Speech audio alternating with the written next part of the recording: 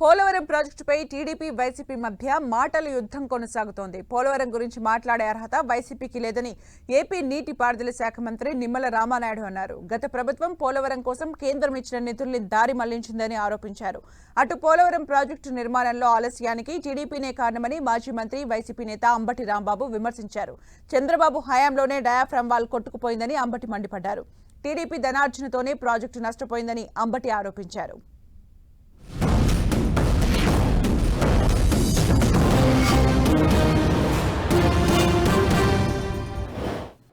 2014-2019 5 సంవత్సరాల తెలుగుదేశం ప్రభుత్వంలో పోలవరం ప్రాజెక్టుకి సంబంధించి ఆ రోజు కేంద్రం ఇచ్చేటువంటి నిధుల కోసం ఎదురు చూడకుండా 11,762 కోట్ల రూపాయలు ఆ రోజు మేము 5 సంవత్సరాల్లో ఖర్చు పెడితే ఆ రోజు కేంద్రం నుంచి వచ్చినటువంటి రీయింబర్స్మెంట్ మాకు 6,764 కోట్లు మాత్రమే.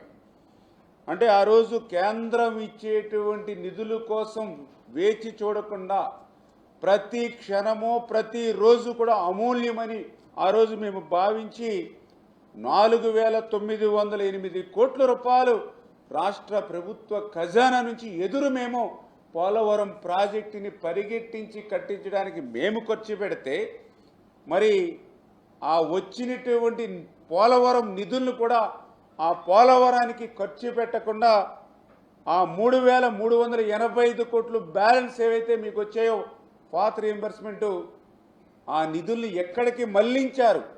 ఇవాళ జగన్మోహన్ రెడ్డి ఆనాటి వైఎస్ఆర్సీపీ ప్రభుత్వంలో ఉన్నటువంటి పెద్దలు సమాధానం చెప్పాల్సిన అవసరం ఉంది. 2014 నుంచి 16 డిసెంబర్ వరకు కూడా ఏ పనులు ప్రారంభించాల నెగోషియేషన్ చేస్తూ వచ్చారు. మేం చేస్తామా మీరు చేస్తారా, మాకు ఇస్తారా మీకు ఇస్తారా, వాట్ ఈస్ దిస్ అంటే మనం చేస్తే లాభం వస్తుంది, దీనిలో కాంట్రాక్టర్ని పెట్టుకోవచ్చు అనేటువంటి పద్ధతుల్లో ముందుకు వెళ్ళారు.